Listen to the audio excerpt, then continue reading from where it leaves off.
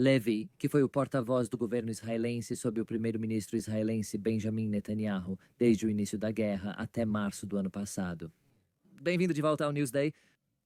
Como você descreveria o clima em Israel hoje, no segundo aniversário desses ataques? Há sentimentos mistos em Israel hoje. Por um lado, é o feriado judaico de Sukkot, e muitas pessoas vão tentar celebrar isso da melhor forma possível. Mas também há raiva, um trauma persistente do que foi o dia mais sombrio da história do nosso país.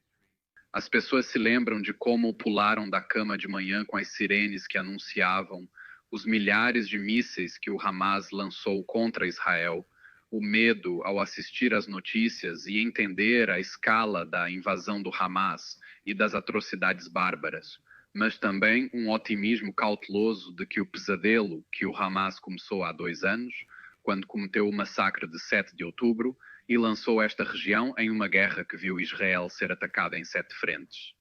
Um otimismo cauteloso de que isso finalmente pode estar chegando ao fim e que o Hamas talvez finalmente esteja disposto a libertar aqueles reféns que têm mantido famintos e torturados nas masmorras sob Gaza. E parece claro, pelas pesquisas de opinião, que os israelenses já estão cansados da guerra. Eles querem que esse conflito acabe, não querem? Bem, os israelenses não queriam essa guerra para começo de conversa. Essa não é uma guerra que Israel começou, quis ou sequer esperava. A guerra foi declarada contra Israel em 7 de outubro. E a pergunta desde então tem sido: como saímos dessa guerra com todos os reféns em casa e com o Hamas removido do poder para que nunca mais possa cometer atrocidades como essa?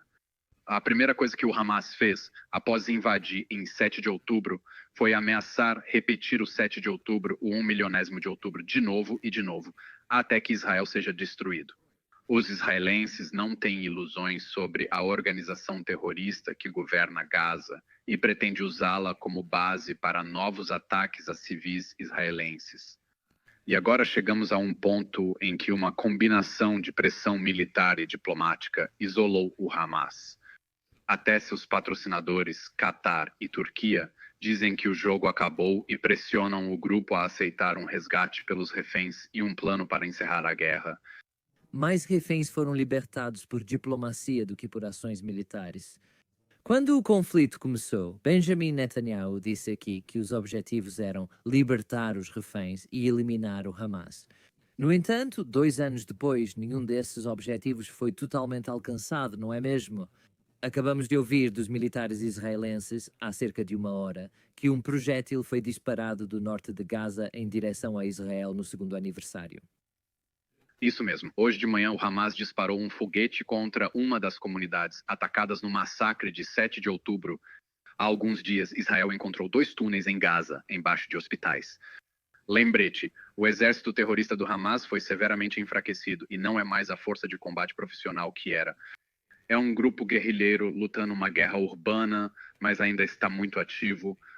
Mesmo com acordo para encerrar a guerra, o Hamas precisará ser desmantelado ou outra guerra será apenas questão de tempo. Quanto à questão dos reféns, o Hamas os capturou para usá-los como garantia de que poderia sobreviver à guerra que iniciou. Desde o início, exigiram que Israel pagasse resgate mantendo o Hamas no poder e libertando terroristas condenados. Assim, o Hamas pode preparar outro massacre. Você está certo. Alguns reféns foram salvos em missões heróicas das forças de defesa de Israel. A grande maioria foi resgatada porque Israel pagou um resgate. Esse resgate resultou na libertação de terroristas, até mesmo de condenados à prisão perpétua por crimes graves. O resgate incluiu a primeira e a segunda etapa, pausando a guerra. O Hamas mantém os últimos reféns como garantia de sobrevivência à guerra que iniciou, preparando-se para a próxima. Você chama de resgate, mas foi uma negociação diplomática, certo? Essa é a mesma negociação acontecendo agora no resort egípcio de Sharm el-Sheikh. Agora ouvimos de... Não, me desculpe. Me desculpe, se eu puder só discordar por um momento. Quando uma organização terrorista sequestra pessoas inocentes de suas camas, aponta uma arma para a cabeça delas, ameaça executá-las se você não pagar. Isso não é uma negociação diplomática. Não há nada de legítimo nisso. Não é um acordo. É extorsão por resgate.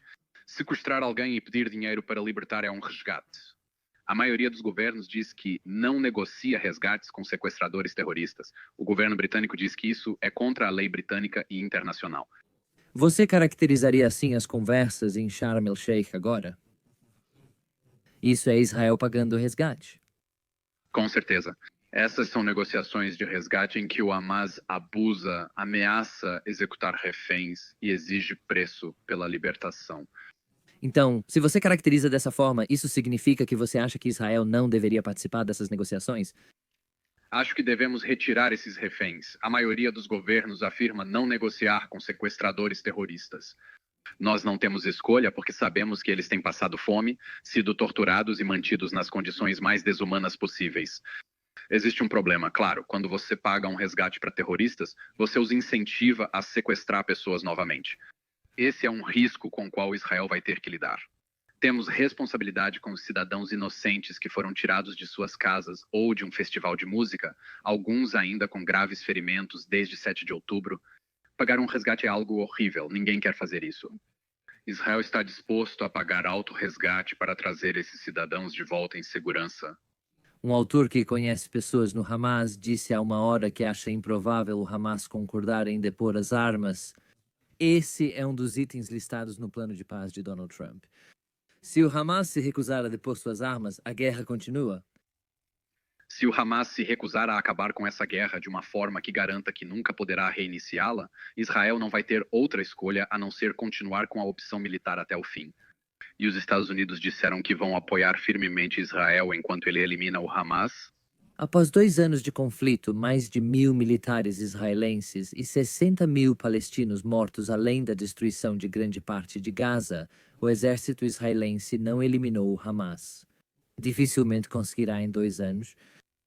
Vamos lembrar, uma coalizão internacional de 70 nações levou 10 meses para expulsar o Estado Islâmico apenas da cidade de Mossul, quando havia apenas 3.000 terroristas.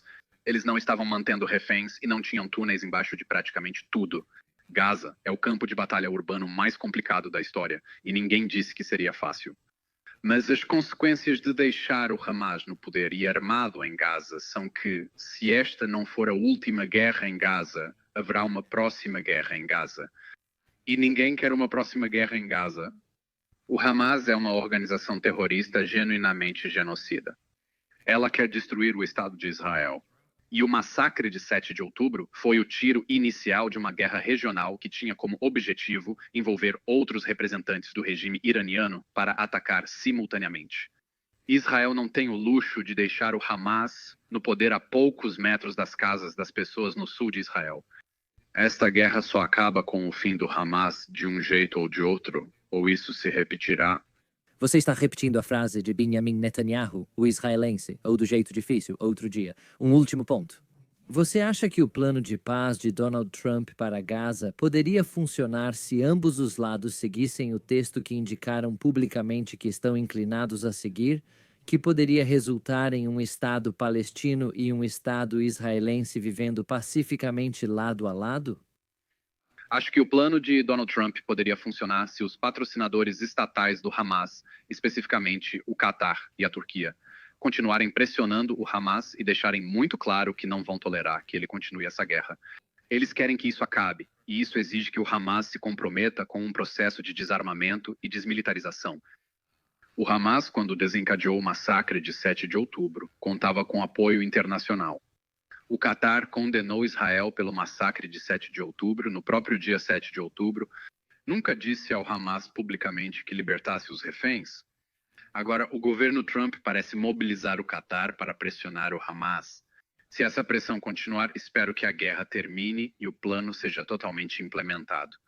Mas veja, Israel já tentou a opção militar para enfraquecer, para desmantelar o Hamas. Conseguiu enfraquecê-lo significativamente. Agora está disposto a tentar a via diplomática para desarmar o Hamas e desmilitarizar Gaza. É importante dar essa chance.